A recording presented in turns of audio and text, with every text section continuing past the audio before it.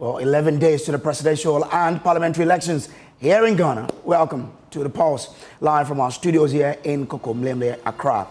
The toy gun craze continues in Kumasi in the Ashanti region despite police crackdown. In the latest incident, a member of parliament is said to have pulled a full loaded pistol in self-defense after a young man pulled a toy gun on him during a campaign event. We have an update on this, plus the campaign trail. We are in the camp of John Dramani Mahama, the flag bearer of the NDC, and Dr.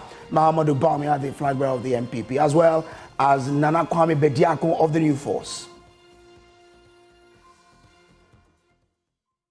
We'll also speak to officials of the National Teaching Council following a fresh directive for licensed teachers to renew their licenses amidst several other directives. What will be the consequence of that? We'll have officials of the NTC here to explain this decision.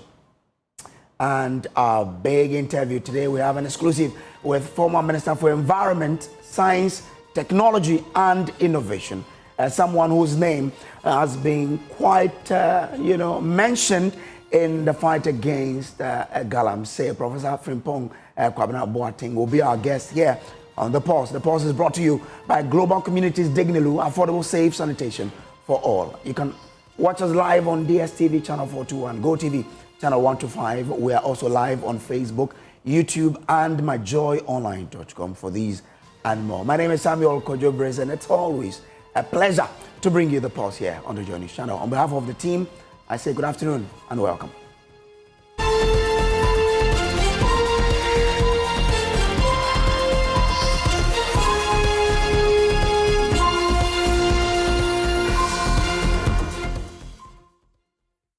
Now, on Monday, the police announced the arrest of dozens of people in the Ashanti region, regional capital Kumasi, in a massive crackdown on the toy gun craze. But the practice does not seem to be ending, as the MP for Inshaeso in the Ashanti region, Stephen Amwa, who is also a deputy finance minister, had to pull out a real pistol in self-defense after a young man threatened him with a toy gun. Let's get the details from my colleague, Nana Yaojima. Nana, grateful for joining us here. Tell us about the Deputy Finance Minister's incident. Nana, if I still have you, I want to find out from you, all of the thing involving the Deputy Finance Minister's incident, in which we are told he pulled a real full-loaded pistol in self-defense when someone pulled a toy gun on him. So we're delving on this particular matter, where today, in recent past, you've seen quite a number of young people in the Ashanti region pulling toy guns on people. They call it the toy gun craze. Some people have raised a lot of questions about how you can be able to know whether or not what the person is pulling on you is a toy gun or a real one.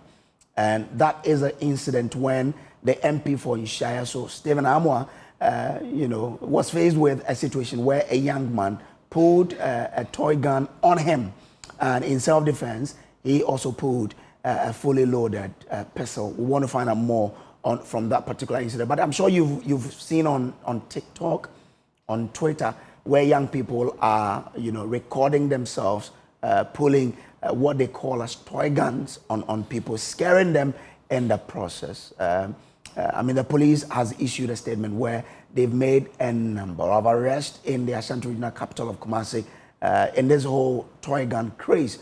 Today, we bring you the particular details of the police statement, plus what happened when the Inshaeso MP, who is also Deputy Minister for Finance, had to pull a real gun. I think we have Nana Yao now on Zoom. Nana, let's begin with the Deputy Finance Minister's incident. What exactly happened?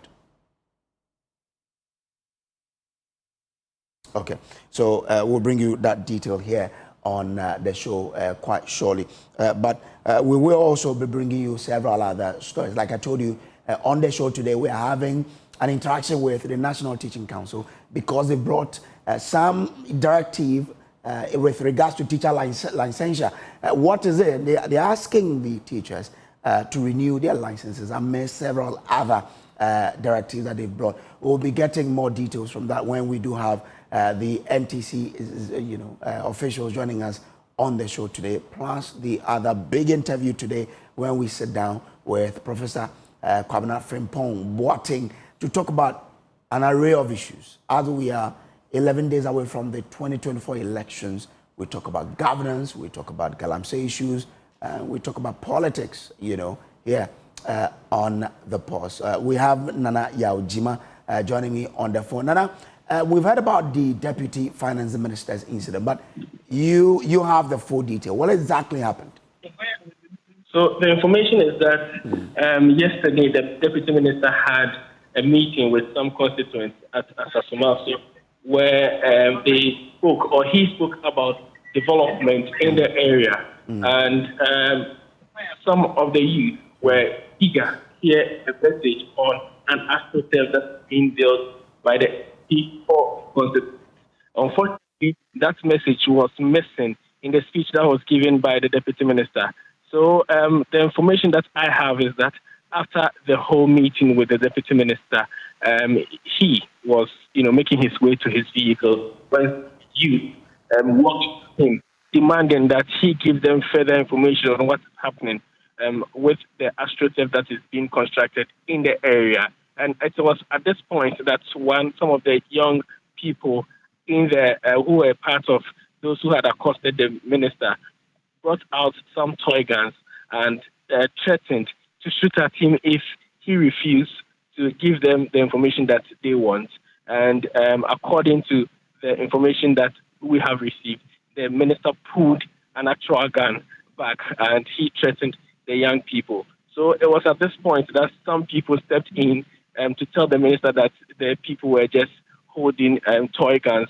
They used toy guns to threaten him. So that is the information that we have. And this incident, the use of toy guns is widespread in the Ashanti region. That takes me to my next question about, for you to tell us how, widespread this whole thing about the craze of toy gun is in the Ashanti region. It has become an interesting trend in the Ashanti region. Everywhere you go, especially in the bigger communities, you see the young people holding these toy guns and shooting in the air, shooting at each other and making fun with this toy gun. And interestingly, it seems that it's gradually getting into almost every community in the Ashanti region. It's unclear where and how it started, but there are videos on social media where youth in different communities meet each other in open spaces and start shooting at each other, engaging in this toy gun play within the Ashanti region, even to the extent that some of the young people are, engaging in the toy gun play in the Central Business District, Adum to be precise. Interesting. We heard the police has made some arrest. What do we know of that? Yes, yesterday the police brought out a communique that 26 people have been arrested engaging in the use of these toy guns. And when search was conducted on them, they found some of these toy guns on them.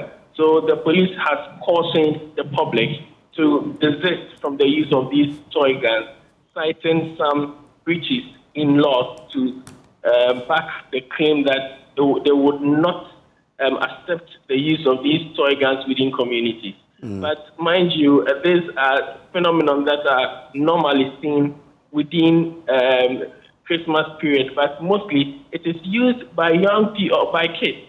But now gradually it is, and the craze is getting to the young adults, the youth to be precise, where they are now, people are now working with water pistols and other toy guns that they used to make fun, shoot in the air and threaten people with. Interesting. But Nana, you are with the president. He's in your region. What so far? What has been happening? We just started on Sunday, where he met some professional groupings in the Ashanti region. Yesterday, he was in some communities and some districts of the Ashanti region. He started his tour at Jobon, so moving to Sapronoum. He commissioned a med hospital project in these areas. All the hospitals are 40-bed capacity hospitals, and he commissioned them yesterday. He also commissioned a bridge that has been constructed at Afua within the Bantama constituency. And subsequently today, he has been meeting the traditional authority in the Ashanti region. He started with a meeting with the Asante Hilton Force 82, where he thanked him for the support that he has received from Asante since he declared intentions to become president. So he started his tenure, and now that he's about leaving office, he was very grateful to the Asante for the support received so far. The Asante also thanked him for his stewardship, thanking him for what he has done for the Ashanti region, and he believes that Nana Akufo-Addo has done a good job for the people of Ghana. But before the president concluded the meeting with the Kumasi Traditional Council, the president was emphatic of the need for the people to vote Dr. Mahmoud Bawumia, for him to continue the good work that, according to him, he has started in the Ashanti region. He believes that with where the economy is now, that according to him, the economy is bouncing back, and there is need for Dr. Mahmoud Bawumia, who has knowledge of the economy, to come and continue what he has already started implementing, and that is yielding some results in the country so far. Okay. Then I'm grateful to you for those updates. We'll be coming back to you for some of the update in subsequent bulletins. But let's now deal with the election headquarters here on Joy News.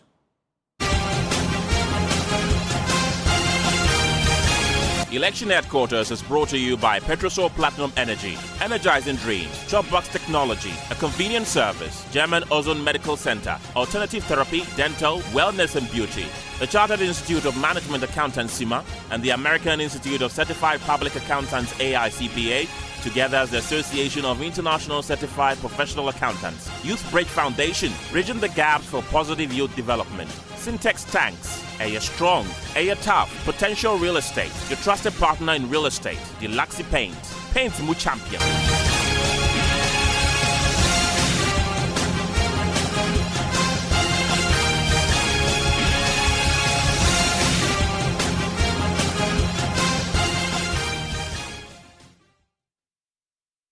Well, the clock continues to tick each day, and today we are just 11 days away from the 2024 presidential and parliamentary elections.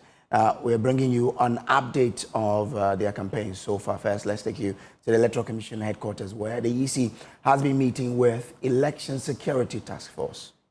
The Commission has indicated that it will do final distribution of electoral materials to the rest of the regions by close of week. Distribution of ballot papers to Northern Bono and Bono East regions have experienced some delay since the EC began distribution to the various regions 2 weeks ago. But the EC chairperson, Jane Mensah, provides some update on that at a meeting with National Elections Security Task Force. Also, near completion with our ballots, the preparation of our ballots for the presidential and parliamentary elections. And all the ballots, with the exception of the Northern region, the Bono region, and the Bono East, have been disseminated to our police armories across the country. I'm well aware that the ballot papers for the Northern region, the Bono and Bono East regions will be disseminated to the police armories this afternoon. And we'd like to thank the police for their support, and also the Army for their support, and remaining with us throughout this process. As you may be aware, in each of our printing houses, we have not only the political party agents, but we also have members of the police service and the army service accompanying us and observing the process along with us. And so we'd like to thank you for your presence at the various printing houses, and also for accompanying us to the various armories. We'd also like to thank you for safekeeping of our ballots in the various police armories across the country. It's instructive to note that our biometric verification devices are also being prepared, and we are confident that by this weekend all the biometric verification devices will be safely lodged in the police armories across the country. As we speak, we have over 8 regions. The biometric verification devices have been sent to over 8 regional armories, and they are in safe keeping there.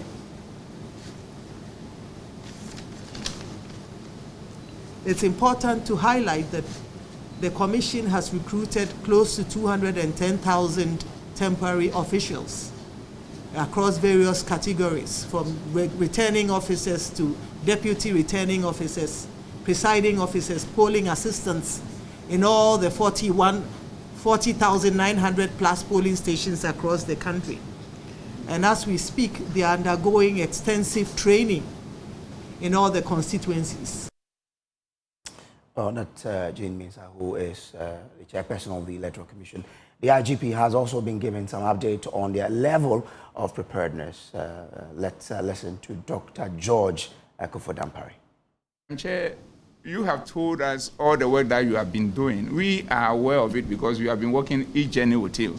And in terms of our preparation, for the benefit of the public and the generality of Ghanaians, we want to also assure them that, in fact, we are over ready as the security agencies in support of the excellent job that you are doing. And we will do all what it takes, and I repeat, all what it takes to ensure that this country continues to be at peace with herself.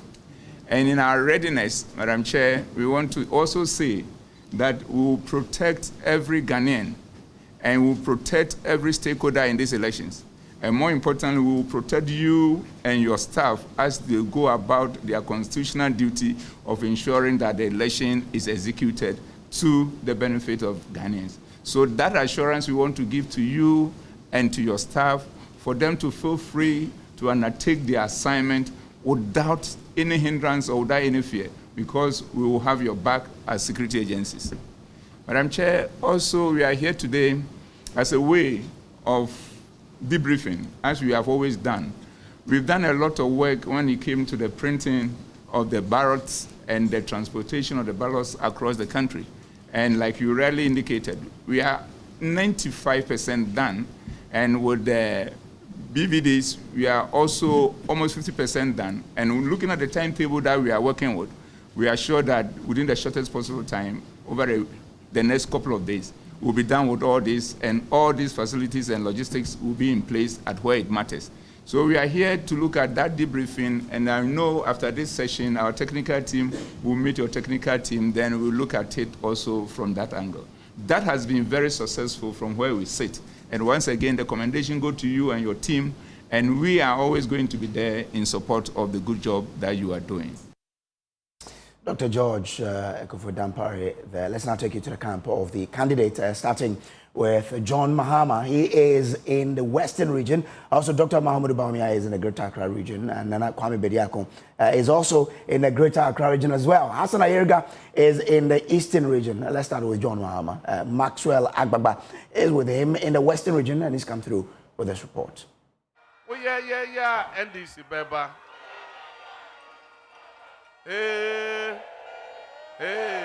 John Mahama singing in the Shammah constituency during a mini rally as part of the first day of his Western region tour. After engaging with the clergy and traditional leaders, he visited 7 constituencies. The Western region, which has 17 parliamentary seats, is currently split, with the NPP holding 9 seats and the NDC holding 8. Addressing supporters in the coastal communities, John Mahama outlined measures to support fishermen.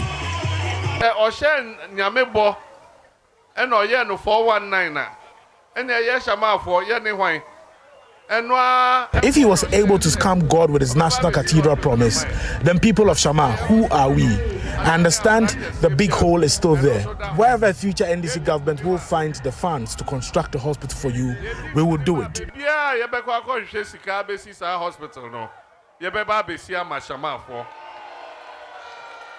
Shammah for a name, a fire for a Wagana hanging down, and Shamobo, your bar, your best yes, landing beach committees, ye, na premix no, a baby demon some, number one cause I'm watching my day. When we come, we'll reconstitute the London Beach Committee so that the premix fuel will come to you directly. I know Ghana is not in a good financial position, but I think you deserve a harbor.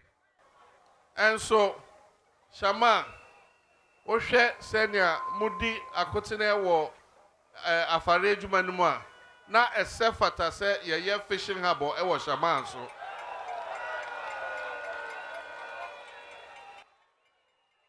Sub-Western region traditional leaders expressed concerns about the underdevelopment of the Western region. She said, let's feel that the Western region is also part of this country. Look at all the resources that come from the Western region, yet we do not receive any benefits. So we beg, our water bodies are being destroyed. We can't catch fish, and all our roads are in terrible condition. John Mahama promised to prioritize the developmental needs of the region, including reviving the rail sector and boosting cocoa and oil production. He also assured newly recruited Ghana Police Service personnel under the current government that the future NDC administration will not dismiss them. Police, recruit for.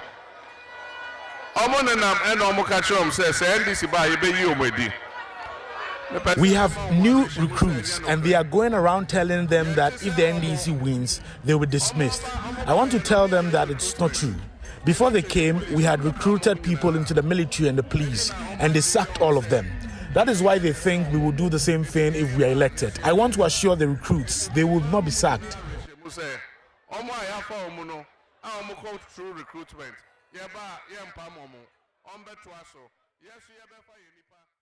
Yes, we are almost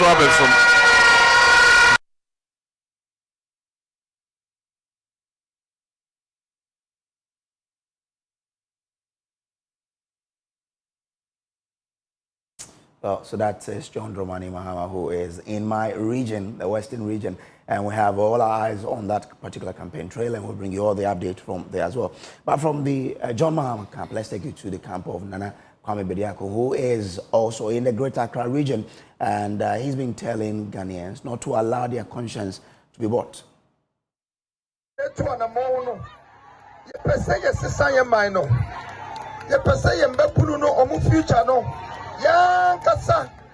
the voice and the power behind it. And indeed, and a member person who say, I feel way. Wa wo ba netu anamo hono eye wa wo nua netu anamo hono eye wa wo papa bi netu anamo hono na mom ye leaders no omadi ehwamo eno ma bia na se omo ye magana ha no omo ntimi anye but mama ma ye blame me omo because ye ka say ye blame me ye ka say ye make excuses ye ntimi nko ye nim ekwa ye say ye ko ye nim ani sedan. It's a say a dream say. It's a say a samu. It's a say a samu. A mamusha. So babunu. So mamusha na se babunu di my way swa. Who's a nijabana? Who's a nijabana? We are happy. You're 12 days before you vote.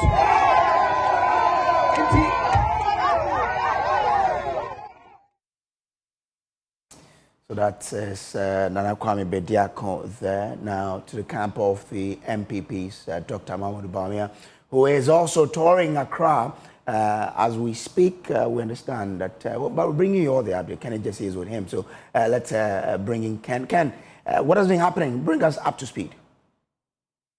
Well, so we just wrapped up his mini rally at Abosokai, where he's been trying to roll the spare parts left here. And of course, he's been telling them that when it comes, he's going to ensure that they pay a flat tax rate at the ports. And also, he's been telling them not to vote for Dramani Mahama. That John Dramani Mahama has only one term, and if he's voted for, he will not come back to the people to make an account. But he has the chance to go for 2 terms. So that means in the next 4 years, if they vote for him, he's going to come and make an account to them. Earlier, he went to Hebron Prayer Center at he tried to court the votes of the church members, told them to intercede for him in prayers and ensure them pretty senior high school, the implementation of other policies which he to introduce, like making passport acquisition is very easy. He says if he's voted for, you are only going to need your Ghana card to acquire a passport, no longer fill in forms, and that the passport is going to be for 10 years, renewable every 5 years. Earlier also, he went to the Malabata market where he had a meet and greet with the market women, telling them to vote for the SEC, both in the presidential and parliamentary elections to continue like the free senior high, the year for all states from members and out. Well, we're having challenges with the line there. The connection to Ken, is not working so well. But he is with the flag bearer of the New Patriotic Party, Dr. Mahmoud Bawumia. They currently, I understand, in, Eswojaman. We'll bring you all of those updates here on Joy News, your election headquarters. It's only 11 days away from making that big decision of who will lead the country as president and who will lead your constituency as your member of parliament. We will bring all of that to you here on your election headquarters on Joy News. We'll take a break now. We will be back, but coming up ahead, they're starting this week, license of teachers who too can pass the licensure exam will expire and will need to renew those licenses. But there is a new directive from the Ghana Education Service to all directors of education concerning this licensure. What are the details? You might want to stay with us for you to get all the gist here on The Pulse.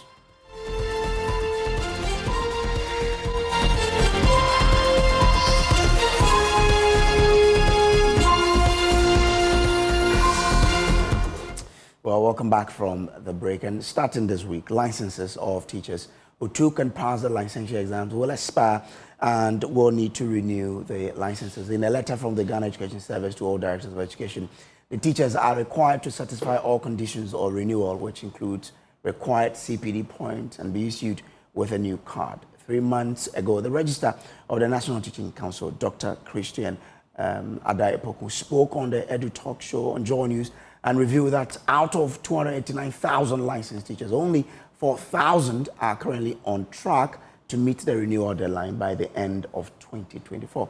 We would like to go into this a bit more. Joining us in studio is Francis Adai, who is Director of Licensing and Registration at the NTC. Samuel Nuama Boache is Head of IT at the National Teaching Council. Grateful to you, gentlemen, for coming. Thank you. First off, I would want to pick on that point.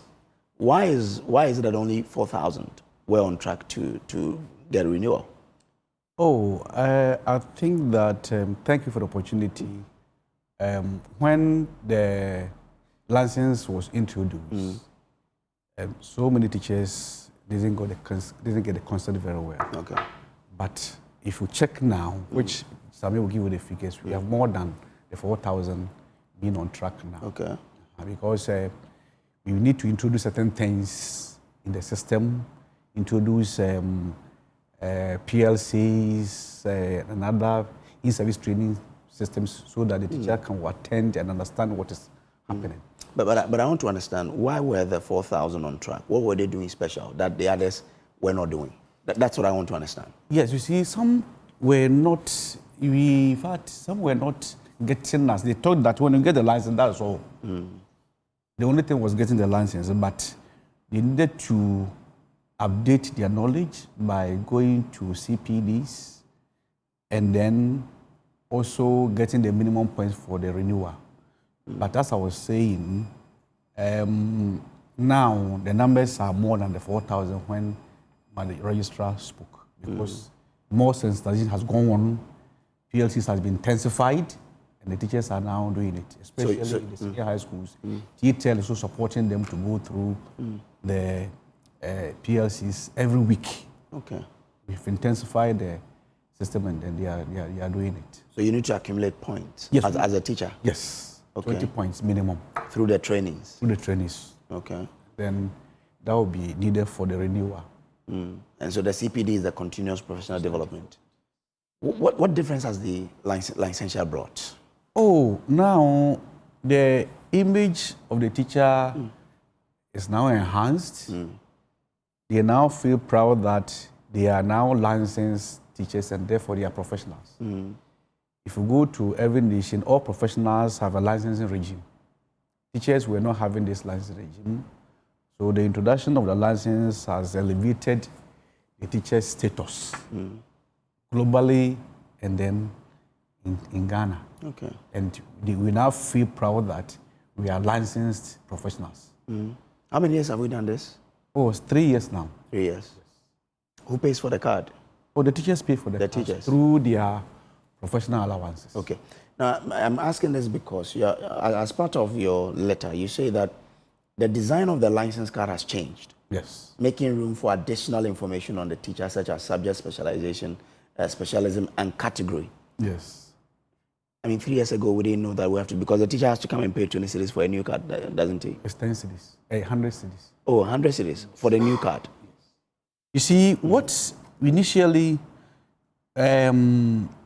we had about 3 categories of teachers. We have those in basic, we have those in senior high, we have those in the offices. That is our. So we thought that either we license you to be in the basic school, in the senior high or TV school, okay, or at the office. Okay. And they were writing the exams in only 3 areas. That is literacy, numeracy, and professional essential skills. But as we went on, looking at what is happening in other countries, the teachers were licensed in their subject areas. So now the licensure examination is written in subject areas, not in only 3 subjects. So we have about 68 subjects now. Subjects now. So the graduates now write their exams in their subject specialisms, not the general. Even the general, the PG, the essential skills, it encompasses all English, mathematics, and all of them put together in pedagogy. But I mean, we are now coming to the table, right? Yes. We are picking from best practices elsewhere. I mean, we didn't know 3 years ago that the best practice elsewhere is that they do subject specialism that we should have started with. Oh, it depends on where we were coming from. Okay. Because it was now that we're introducing this licensing regime, and we need to, as we move forward, things need to be changed. Okay. All right. That's why we are now going to give new license in the subject specialism, so that the teacher will be identified. You are again saying that the possession of the new card does not mean the teacher is in good standing. Why? Yeah. Now that we are going to issue new licenses to all teachers, they are required to have the minimum CT points for registration. For your registration should be renewed. That is 20 points. We are not going to deny any teacher for not having the card. So we are going to issue all teachers with the card, the new card. Okay. But the QR code will indicate whether your registration is valid or not. Okay. If your registration is not valid, it means that you're not in good standing. It means that you have to get the minimum points to get your registration valid. Okay. In a year? In a year. Okay. Even though the card will be valid for 5 years. 5 years. 5 years. Okay. So we need to get the registration yearly, where you require the minimum 20 CPD points for the renewal. And so the validity of the new card is 5 years. Yes. Let me come to you, Sammy. When will the renewal process begin? Yes, so we are starting on the 11th of December. Okay. The Greater Accra region here. Okay. Just after some few days after the election. Yeah. Okay. That will be from 11th to the 19th. Then there will be a break. Then we continue in January. But we are going to come out with a national schedule, which we are going to send text messages to the teachers, which will contain a link, which will point them to the national schedule. So okay. They will know when the team will be coming to the district. So they should be, and where would the information be sent to the teachers? How would they be getting it? Sent to their numbers. Their okay. phone numbers. Okay. SMS. Okay. All right. I mean, when is the renewal process applicable? Is the renewal process applicable to all teachers? Yes, it is applicable to all licensed teachers. Licensed. Yeah. So, as part of it, they will be instructed to go to their profile. That they will visit the Teacher Portal Ghana, log into their account, and update their profile with their subject specifics. Attach the relevant documents. So that when the team comes to their district, based on the documents that they attached and the subjects that they selected, there's a team actually that will be looking through those documents before they activate or renew the licenses of said teachers. So once it is done and they get to the field, they issue them based on the subject that they selected. Some teachers recently passed the licensure exams, but some few, I think, weeks ago, right? Yes. Are they also subject to this? Were they given the new cards or they were? Yeah, those who passed the licensure exams recently, they have the provisional license, which is valid for 1 year before they will be issued with a new card. Okay, so it means they are not part of this. Okay, all right then. So let's see. And you're saying that this will start on the 11th of December, right? Anything else the teachers should know? Well, yeah, the teachers must go back to the portal and update their profile. They have their TPG portal, that is the Teacher Portal Ghana, where they have to go there and then update their profile, because some might have moved from maybe a basic school to a senior high school, which we might not know. So when you go there, then you update that you are now in a senior high school. Some have been transferred from one district to the other. You need to update it. Some have moved from the classroom to the offices. All right. So you need to do that so that you will know and give you the license accordingly. Okay. All right. Sammy, anything that is, your final words? Yes, so please, all what I will say is that we are going to change the old license cards. So every teacher is entitled to the new license card, whether your registration is active or not. So when we come to the district, they should all make sure they go to where the team is. Okay. All right. So that Samuel Norma, who is in charge of IT at NTC. Earlier, you heard Francis Adai.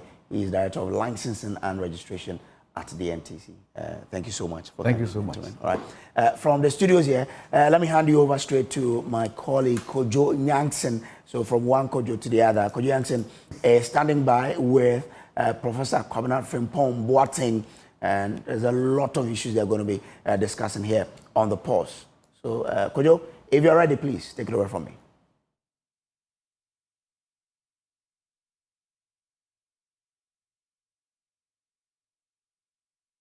Over this particular interaction, he is standing by with Professor Kwabena Frimpong Boateng, and you know what? We are just 11 days away from the elections of 2024. Who wins the country? There's a lot that is at stake here. But how has governance been? He's sitting down with Professor Frimpong Boateng to look at governance. We're going to look at the topical issue of Galamsey. How do we deal with it? And also politics in general. It promises to be a riveting conversation, something that you wouldn't want to miss. So, Kojo, take it over. Conversation. We are privileged to be hosted by Professor Kwabena Frimpong Boateng in his home here in the center of Accra. It's a very good time to talk to Prof, because as we run up to an election, the main issues on the minds of Ghanaians revolve around governance, Galamsey, and of course general politics. These are three areas in which the professor has lived, and so we are privileged to meet and chat with him about them. Prof, what a privilege to speak to you. Good afternoon. Thank you very much. Thank you very much for visiting us and also having me on your program. Thank you. Well, we're just weeks away from the big day, the election. Are you excited? Who are you supporting? Oh, this, I'm not excited. And see, this is a very simple question. Supposedly, it should be been a very simple question with a simple answer. But to be honest with you, looking into myself, I don't lie.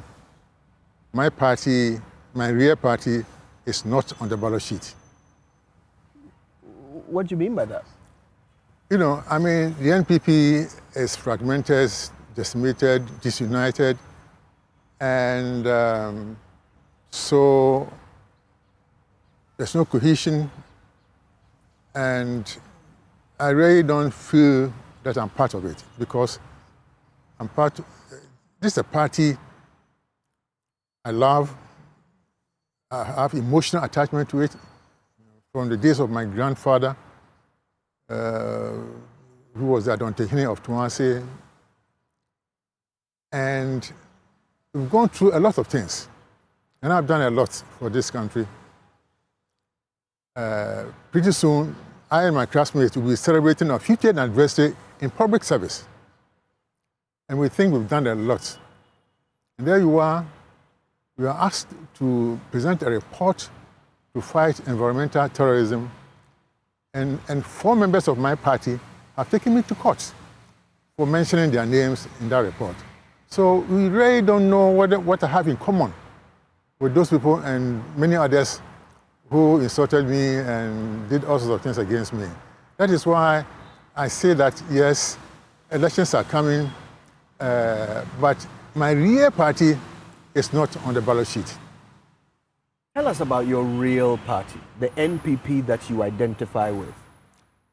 This NPP, the NPP I identify with is a party that believes in the rule of law, believes in good governance, believes in the separation of powers, believes that the party does not belong to anyone. NPP is a party that doesn't belong to anyone.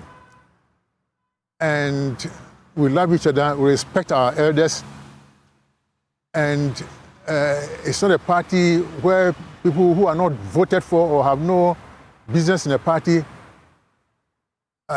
get powers and they disrespect people who have worked hard and so on. This is not the NPP that I know. This is the NPP that I love. NPP that cares for the people, cares for the last, the least, and the lost. NPP that thinks about the future of the generations to come, our children, our grandchildren, and their children's children. It should be a party that gives hope to people. But these days, you know, you meet young people and they don't see their future in this country. And certain things, as I keep on saying, good institutions are difficult to build, easy to destroy, and impossible to restore. Hope is that kind of thing. It takes a long time to give hope, to build hope in people. But it takes a very little thing to destroy it. And so we have to restore hope. And then the issue of corruption, you know, is something that worries me. If we cannot deal with it, maybe we'll have time to talk about it. But this is the NPP that I'm thinking about. This is not the NPP that President Akufo left us. I mean, before he became president, Nana Akufo-Addo was a respected lawyer, one of the advocates of the rule of law. You say the NPP on the ballot paper today is not a respecter of the rule of law? Well, Nana Addo Akufo-Addo is not on the ballot sheet. So it will be difficult to say this. But yes, I think he's still a respected lawyer. But when we talk about separation of powers and the rule of law, there's something lacking now. If we look at what is happening in Parliament, Parliament is not sitting. That is a very important arm of government. The judiciary has its own problems. And the executive, you know. So it is difficult. We are in a very bad place. You're not in a good place, to be honest with you. Another thing you said in describing this NPP that you don't recognize was that they are fragmented and disunited. But to the average Ghanaian, they all seem to be rallied behind their new flag bearer, Dr. Bawumia. Do you not see that? Well, that is not surprising. I mean, a party will have to get a flag bearer. But then again, you know, Dr. Bawumia is a very nice person, but I don't see him as a person who has emotional attachment to the NPP. Why do you say that? I'm saying this because before he was elected to partner Nana Akufo-Addo about 16 years ago, he was not even a member of this party. And a lot of people did not agree with that choice, including President Kufuor. But it was accepted because he was portrayed as an economic risky, economic guru who was going to help us. What did you think of the choice at the time? Well, I didn't mind, you know. I mean, if a person is good and he can help the nation, why not? But those expectations have not proved true. So that is where I have my problems. And then when it came to choosing a successor to Nana Dankwa Akufo-Addo, the party and the government did a few things to the delegates. Delegates who were weak had their arms twisted. Those who were fearful were intimidated. And those who were corrupt were bribed to vote for Dr. Bawumia. And true-blooded MPP people, Alan Martin, Kwenda Preoku, Adenimo, Bakweja Akom, the Railwayman, Joe Gate, and the rest. These are full-blooded MPP people who were left in the cold, and that leaves a bad taste in many people. So, but then the economic expectation have not been fulfilled. Who do you think would have been a better choice? I don't know. I've said it before that any of the others. So should they have chosen Alan Chiamante? Or Adenimo, or Bwacheja Akun, or Kwenda Preoku, Joe Gate, or any of the other people who have had lesser problems, because they will not be seen to be an extension of Nana Akufo-Addo's term. Because, I mean, people will see Bawumia as somebody who is there to protect people who call themselves de facto prime ministers and others, you know. Are you talking about Gabi Asare-Ochoda? No, well, I don't want to mention it because I'm in court with some people, so I'm not a lawyer, so I'm very careful not to go against any law of the country. But I think you get the point. There are people who have money, who have, they don't respect even the elders of the party. You do whatever they like, and they get away with it, you know. That is why the MPP is not where in the place where it's supposed to be. So, can I take it that you will not be voting for the MPP in this upcoming election? This is a very difficult question, but we still have time. Somebody can come to this house and convince me that in spite of all that has happened, I should vote for MPP. But I'm yet to be convinced about that. So I'm waiting for somebody to come and talk to me. In the absence of that event, if that doesn't happen, who gets your vote? Who gets my vote? No, I'm not going to tell you who gets my vote. No, I'm not going to do it. But you see, now I'm thinking about this country, you know. The next 4 years will be very difficult. I mean, whoever wins the elections will have a lot of work to do. Restoring hope to people, stopping the corruption, stopping the degradation of the environment, depletion of the forest, and the destruction of entire biodiversity.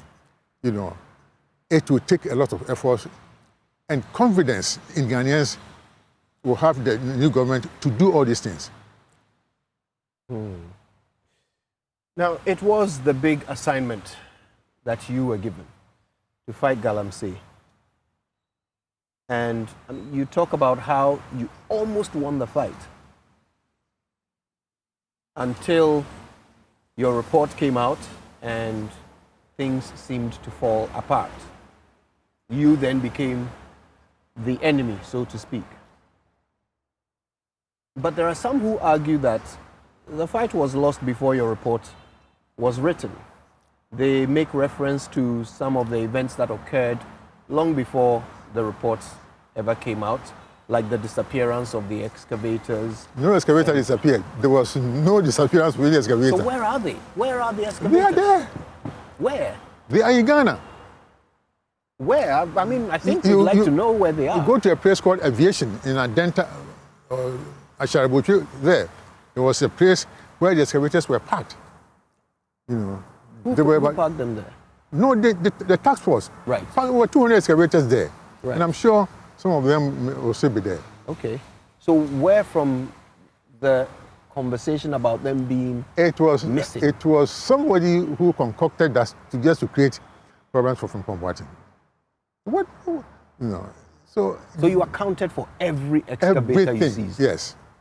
And they are all there, or you expect some to still be where you parked them? Oh yes, this is about 4 years or so, more than 4 years. That reminds me, another thing that people have been scratching their heads about. $3 million was spent on drones. $3 million today would be almost 50 million cedis. Were spent on some 200 drones. 3 of them were seen when you outdoored them. Where are the rest? No, the drones were not purchased by the committee. It was purchased by the Ministry of Lands and Natural Resources. So I don't have anything to say about that. We purchased some drones, but they were all accounted for, given to the district mining committees. Some were given to Operation Vanguard, the military, and so on. So our drones were accounted for. How many were yours? Oh, I've forgotten the number, but they were accounted for. All the documents were... More than 10? They were more than 10. Okay. Yeah. Were they the same sort of robust? No. Big drones? Or no, they were not big drones. They were not big drones. They were smaller ones? They were smaller ones. Okay. The big drones, though, because we saw you outdoor some 3 big drones. You explained that some of them even had night vision and so forth. Yes. I think they must be there because when I was leaving, everything was handed over to the national security. So some of the drones may be there. But as you know, if we don't fly them, the batteries may not run and so on. But they were purchased by the Lands Ministry? No, those ones that you're talking about, I don't know how big you're talking about, but we purchased some smaller drones and medium-sized drones. There were not many of them. But the majority of them, the 3 million that you're talking about, were purchased by the Lands Ministry. Did you ever see them? No, those ones, as I said, I was not responsible for those, so I didn't see them. You didn't see them? No. So the ones that you outdoored, this is to finally put some clarity to this matter. So the ones that you outdoored, those 3 drones that some had night vision and so forth, were they part of the Lands Ministry drones, or were they... Yeah, the drones that we outdoored were used, and some were given to the Operation Vanguard, and also the district mining committees to fly them. Then they were all trained at the Takwa University of Mines Studies. That's where the drone pilots were all trained. Okay. These were drones bought by the committee. The committee. But I'm not responsible for those that were bought by the Lands Ministry. Right. So let's focus on the ones that you are responsible for. You say you don't remember how many they were? No, difficult. I mean, 4 years and so on. I can't remember certain fine details. Right. Okay. But some of them, a few were left in the office. Some of them were given out. You see, mind you, the report that I wrote, I was asked to write it after I had left office. Yes. So even the letter to me was addressed to me, to my personal address. The president wanted to know how we fought the fight, and then that we should suggest a way forward in fighting the menace. So this is what I wrote and gave to the presidency after I had left office. And so my job was done. It was after 2 years, 3 months or so, that the report was leaked. And people were beginning to ask, so what happened that nothing happened to the report? So I want to clarify that. Very well. And we will spend sufficient time on the report. I mean, this is the biggest thing to talk to you about. But I really do want to put this drone business to bed, because there's a lot of confusion there. So the first thing I want us to clarify is that some drones were bought by the committee, others were bought by the Lands Ministry. Yes. The $3 million amount, you're saying that one was by the Lands Ministry? Yes. Okay. So how much did your committee spend on drones? As I said, I find it difficult to mention figures, but it wasn't in millions. Maybe some tens of thousands of cedis, of dollars. Of dollars, okay. Yes. And they were not 200? What, 200 drones? Yes. No. I don't think so. Okay, maybe 100? Maybe. Charles might have, because he was directly involved in getting the drones. Charles Bisu, he did a very good job those days, yes. Right. Now, I know there was a sort of a command center set up to control these drones at the office of the president. No. The command center was here at the office, which is near the Korean embassy. Which institution's office is that? That is yes, okay. The office was under the office of the president, right. But it was not in the office, in the presidency, as it were. Very well. We had an office outside. Right. That is the presidential office for natural resources and so on, yeah. Okay. Now, I think maybe for clarity, I will quote you, just so that we are on the same page on this. This is what you said when you commissioned those 3 drones that I keep referring to. So, here we go. This was in 2018, and you said, and I quote, "These are some of the drones that we have been able to acquire. One has thermal sensors that will allow us to deploy in the night, because we had a situation where the team did not operate in the night because they did not have night vision equipment." Now, at this, where you said this, there were 3 drones. Yes, we had 3, they were fixed wings drones. Right. Those 3. The others had collapsible wings. Rotating, yes. Right. Motors. Okay, but only 3 of them had fixed wings. Only 3 of them were fixed wings, and they were supposed to fly long distances. Okay. And I don't even think we've even finished training the pilots, because one lecturer in Takwa was responsible for the training of those pilots, and I don't think we finished training the pilots who were supposed to fly those drones. So the drones never got used, those 3? Those 3 never got used until we left. Okay, but they were not 3 of 200? No. There were 3 fixed wings with those thermal sensors and so on. Okay. But the others were smaller drones. Right. Okay, and still nothing to do with the $3 million? No. All right. We didn't have $3 million, I mean, to spend on that. I mean, that is clarity. Yes. That is important clarity. All right, let's move on. And we're assessing, this fight against Galamsey, which today is still a big problem. Our water bodies are all polluted except for the Volta.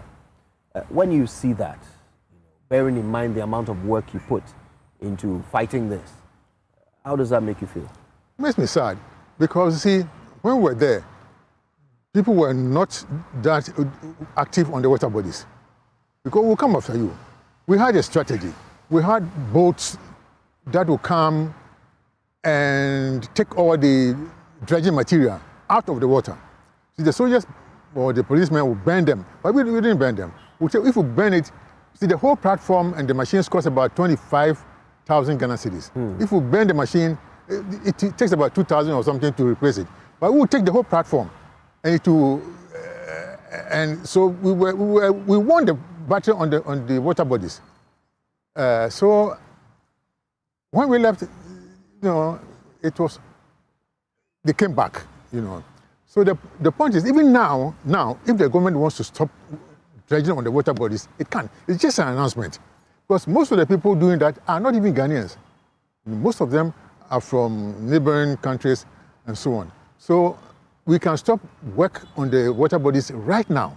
Another thing that we can do right now is stopping mining in the forest itself. This thing can be, if the government is interested, it can stop Because when I was there, people were not working in the forest. They will come after you.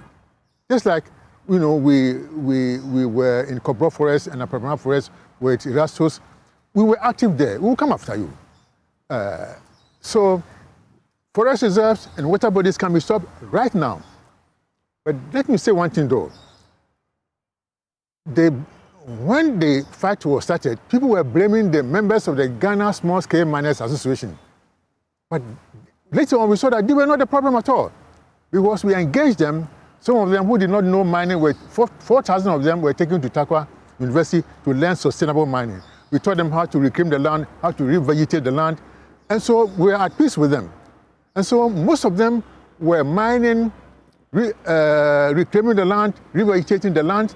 But the problem was not, as I said, not this Ghana Small Scale Miners Association. Some of them are very disciplined.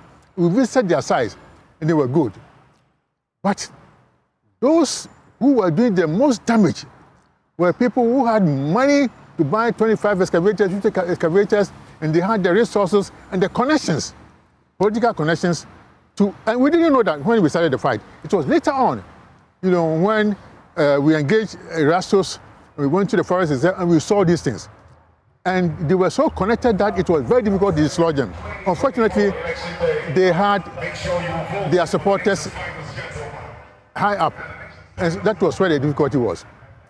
So even right now, these are the people who are creating problems. I must also say that if we want to help the miners, we should really help those who are doing the rock mining. There are a lot of pits left over even from the Portuguese time, so that they go underground, bring the rocks, crash, and they start to go. They don't destroy water bodies. So the government can go there, identify some of them. We have identified a lot of pits. Give them the equipment, train them the technology so that they can mine sustainably, not die underground, and make it safe. And then they will be happy. So I would say that we should help those who are doing the rock mining. And also the Ghana Association was called Ghana Small Scale Miners Association, who are doing their work well. But the forest reserves should be no-go area, and also the water bodies. That can be stopped now, if those who want stopping corruption want to What's stop. your theory about why it's not being stopped? Well, your guess may be as good as mine. I mean, why should... Actually, I don't understand it. So, see, we have a problem. I mean, it's creating a lot of problems for us. Health problems, environmental problems, and maybe time will not allow me to go into the details. Because right now, we are losing a lot of our scavengers, vultures and bears that scavenge. And when the vultures are dying, because they have lost their habitat, they lay their eggs on tall trees. And if we do away with the forest, the tall trees, driving from Accra to Winnipeg, we will not see any tall trees. So definitely we will not see vultures, crows, eagles, and so on, nestling there on these trees. And also, we have problems with bears that nestle on the ground. If you are destroying the ground, cutting the trees, so we are losing all these things. And these are scavengers that deal with, dead rodents and so on. But now, if the rodents die and they get rotten, they enter the earth or they go into water bodies, and we tend to suffer. So these are some of the things that worry me. Mm.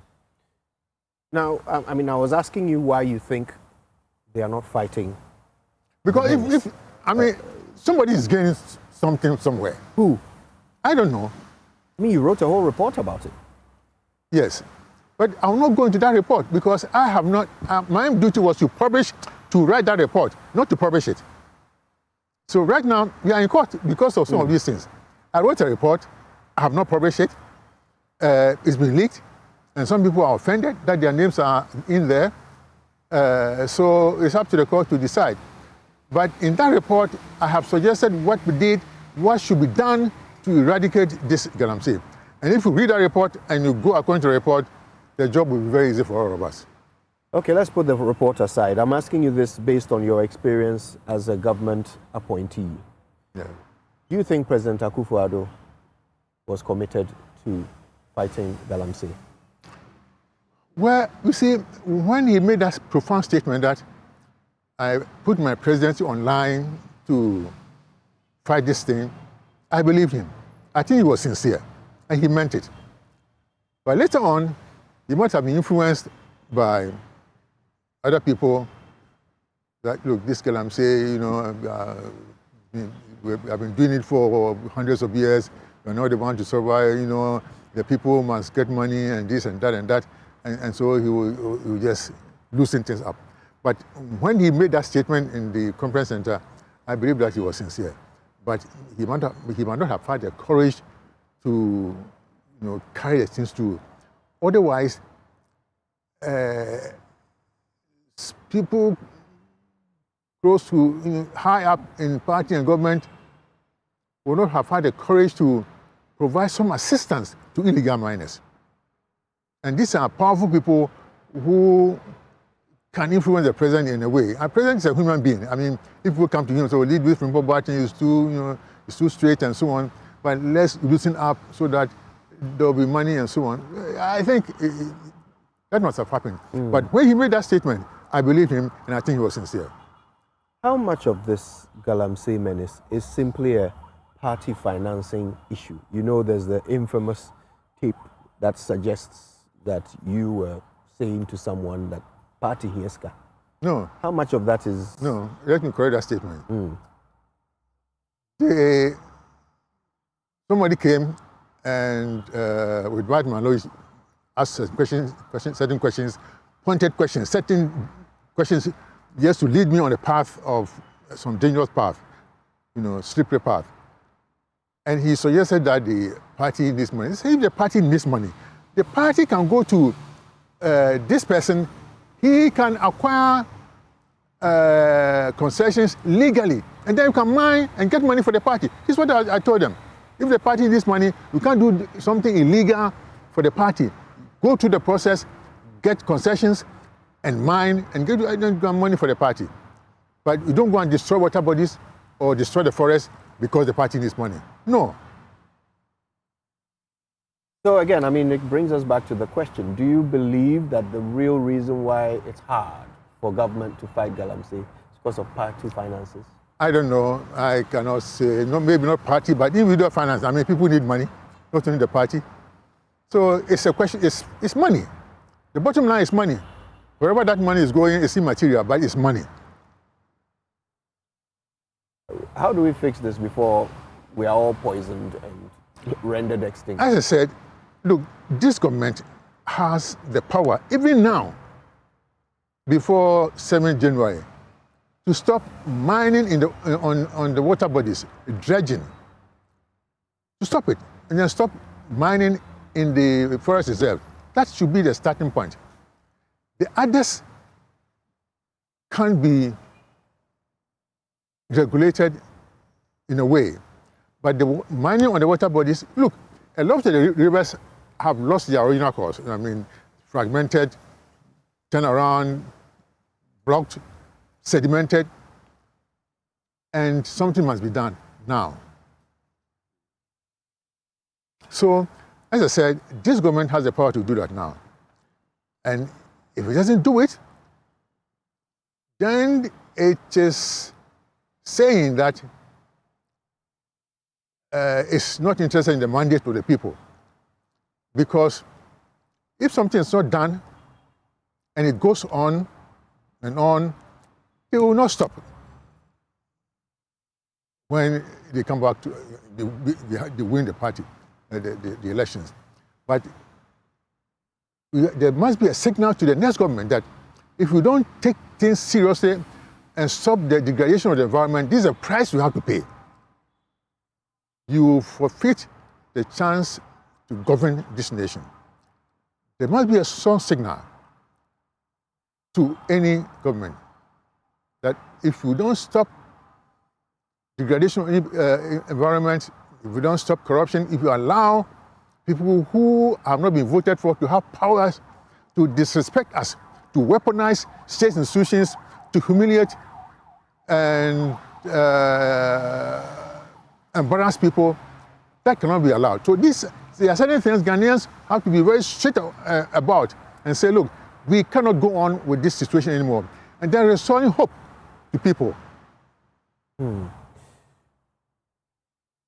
So, currently, there are many who argue that Galamsey has become an over-politicized issue.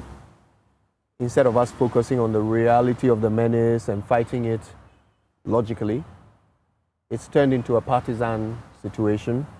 Everybody's playing political football with it. So it's been suggested that perhaps we leave off talking about it until after the election.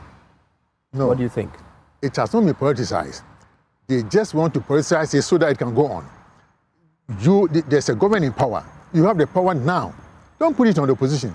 You have the power now to stop it, to stop dredging in the water bodies, to stop mining in the forest reserve. That should be the starting point. This is so important so that we don't lose our forest cover, we don't lose our biodiversity, and we don't lose our livelihood. Dredging in the water bodies, mining in the forest reserve can be stopped now, even before the elections. Okay, if you just joined us, we're talking to Professor Frimpong Boateng. He's playing host to us in his lovely home here in Accra. Elections are coming up and we're talking about all things related. Prof, you were a part of President Akufo-Addo's government for 4 years. He himself has been in office now for 8 years. In a few weeks, it will be 8 years. How do you think his government has done in the area of governance? Well, see, I'm not a governance expert. I know the broad strokes of governance, that in a democracy, you should be able to keep the separation of powers, because it is divine. You know, this is what good governance is all about, separation of powers. And this was borrowed from the Bible, the book of the prophet Isaiah, chapter 33, verse 22, where it says, the Lord is our lawgiver, the Lord is our judge, the Lord is our king. It is he who will save us. The lawgiver being parliament, judiciary, and then the king being the executive. So it's only God who can be the judge, the lawgiver, and the king, and still be fair to everybody. But for a human being, that is why the Americans said we are going to separate things with checks and balances. But if we live in a state where the president is very powerful, the Constitution makes our president very powerful, and he can interfere anywhere in the judiciary and in parliament, and in the process mess up governance.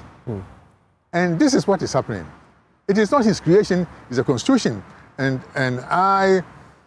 you have to be disciplined to exert some form of self-restraint, not to use your executive power to that extent. So, one thing that worries me is that, and I keep on saying this, people who have no appointment in the government, who have no position in the party, but who are raised as the president, have assumed so much power that they can do virtually everything that they want to do in this country. And then say, disrespect us. And this thing should not happen. So these are the broad strokes of governance. And then also to do things in such a way that people have trust. You know, because we lost the trust of the people. And that is the best asset that we have, the trust of the people. When you don't have any confidence in the systems, they begin to have problems. And that will lead to loss of hope. And that is why people are migrating, they are leaving this country, wherever they are going is good or not, they just don't care, they just want to leave. But we have a very beautiful country. If we could love ourselves and do things well, this country will be the best, one of the best in the world. Is the problem with the people? I ask because even when we take the supposed best of us and put them in positions of authority, they still end up surrounded by controversy. Just yesterday, Shiraj released a report on the petition filed by Samuel Ekudzeto Ablakwa regarding the cathedral project. and the Board of Trustees have been found by SHRAJ to have violated our procurement laws. They procured the contractor for the project without going through public procurement and attempted to defend it by claiming that they didn't have to because they were not a state institution. But as it turns out, they knew they had to and had even procured their consultant through PPA, so they knew. These are the best of us, the most revered clergy among us, of, you know, not just one religion. No. Clergy, well, they also have their problems, you know. But there are no sanctions in this country. When people go against the law, they do the wrong things, they don't face the real sanctions. Whether you are a part of the clergy or not, if we are facing sanctions, things will be different. And I think Akujeta Abrako has done very well. He is one of my favorite MPs.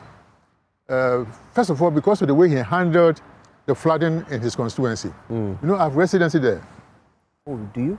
I have residency there. Are you affected? Yeah, you know, no, not much. He made sure I was not affected. I have a farm there. And so if I had planned ahead of time, I should have voted there, but things are too late now. So, I mean, I guess the original question was about whether the problem is with the people. You say it's a lack of accountability, checks and balances? Look, if we leave any people, Europeans, Americans, and so on, with the freedom that we have in this country, no sanctions, you can do whatever you like, and you can have political patronage, the chiefs will come and beg for you and so on, then things will happen. But if there are laws and there are sanctions and you go against the laws, we must be sanctioned, no matter who you are. And but if we did that, this country will be different. There are good people and there are bad people, but you can't leave good people to just do whatever they like. You know, even angels are not allowed to do things like that. They know where the lines are, where the boundaries are, where the red lines are. But basically, Ghanaians are good, but they need good leadership. I mean, if we set good example, they will follow you. I'm telling you. I have been a leader in many areas. Head of Kolebu, Bodkado, Red Cross did that. When they see that you are different, they know what you like and what you don't like. When I was in Kolebu, they know, Professor doesn't like this. So even when we are not there, they will not do it. The cleaners will come early in the morning and clean because, hey, Professor doesn't like this. So you have to set the standards and go according to them. And when they see what the leader likes and doesn't like, they will follow you and give you all the support that you need. Is it that the president does not set a good example? Is that the reason behind all of your disaffection with the party today? Well, we can't say the president has not set a good example. I mean, but if you allow some of your powers to be exercised by people who are not being voted for, I keep on coming to this sort of thing, then there's a problem. Because we voted for you, we trusted you, you know that you can use the powers well.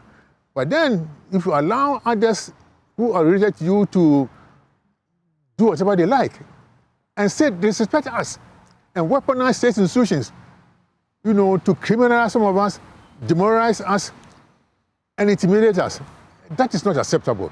And so this is to the next government. I mean, if you are coming to power, please tell your relatives they have not been voted for. If they want to work, they can have certain advantages, but not to disrespect Ghanaians. That one is not acceptable. Well, as we head into this big election, even though you are still making up your mind, it seems, what are your hopes in terms of peace, national cohesion? Are you worried that things could go bad? Yes, I'm worried in the sense that there should be no attempts to subvert the integrity of the process and also the event itself, you know, but so that there will be peace. There should be no attempt to rig the elections or to cause any violence. That will be not acceptable.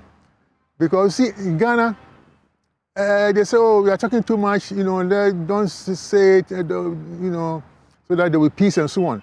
But you see, the people who are messing us up have the knife at our throat, and they are cutting. See, the end result of that process is death, isn't it? And the process towards death is painful. When you complain that it's painful, they say, oh, yo, keep quiet, we'll soon finish. So, no, we will not allow you to finish.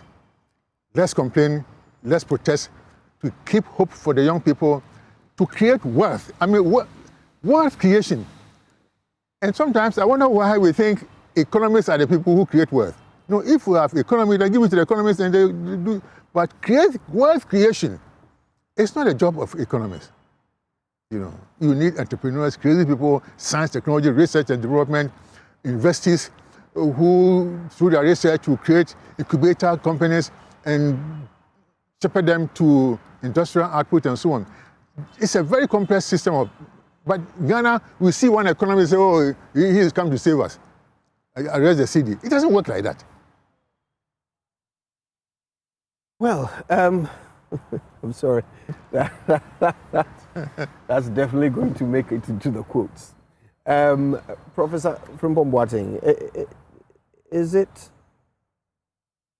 too late? Is it too late for this government to redeem itself before they bow out on the 7th of January? No, it's not too late. It appears too late. But as far as certain things are concerned,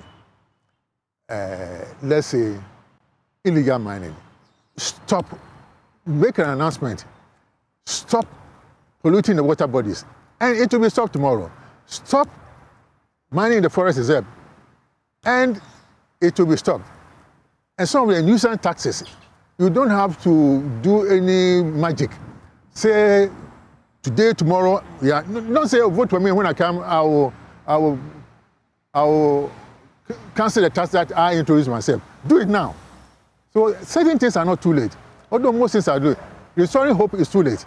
You know, getting a bouncing economy is a little bit too late. But certain things can be done. Illegal mining, depletion of the forest, taxes, those things can be done even now. If the next government, whoever heads it, calls on you, Professor Frimpong Boateng, to come and serve, will you? No. I mean, serve depends. I mean, give me a position where I have to wake up at 6 o'clock, get ready and go to work at 8 and close at 5. No, that is out. I'm done with it. But if there are certain projects, certain things that I have to do for Ghana, that one I will do it. And I've done it all the time, throughout all the regimes, Jerry Rawlings, Kufuor, even up to now. So I'm not going to accept I don't expect anybody to give me any political appointment, ministerial appointment, or no. But if it's a project, and they need my advice, they want me to execute this for a period, short, and then you go away. What if they want to give you the project of ending Galamsey? No, I will advise. Because I know certain young people who can do it, and you have to advise them. But you see, the point is, why won't you do it yourself? I mean, you seem to know how to get it done. You keep prescribing the solution. No. You almost did it yourself. No. Let the young people do it. We'll stay behind, give them the advice. You see, you have to build capacity. Make sure that we get the young people to do the things that we can do. Have you regretted going into public office? No, not at all. Not at all. If I have not done it, I would have regretted, because you would think, oh, I could have done this, I could have done that, and so on. But I went in there, gave my best, and I did so much. Today may not be the time for me to tell you, for example, some of the initiative that we need to build a foundry and machine tool center so that we can build machines for us. Machines that we can use in agriculture, in education, in health, medical instruments, for example, automobile, environment, and so on. We could do this ourselves. Now, these days you see young people, technical schools, doing one thing or the other. But we may have a concept, but if we don't have anybody to build the thing for you, it will still be a concept and one-off project. So these are the things that I introduce.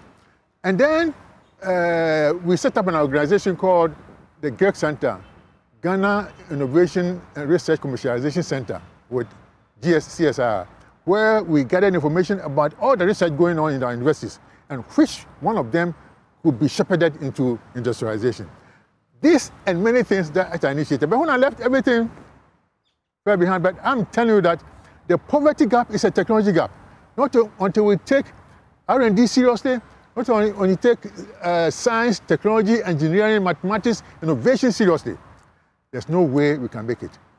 But you can, you see, because these people, science, you can't be corrupt and be in there. You do an experiment, clean, and you get clean results. But if you want to create corners, that is why most scientists are not corrupt. So we need to do that and get people who can create wealth. And when we have the wealth, we give to the economists to manage. Professor Frimpong Boateng, I want to thank you for your time with us. It's been enlightening. Thank you for coming.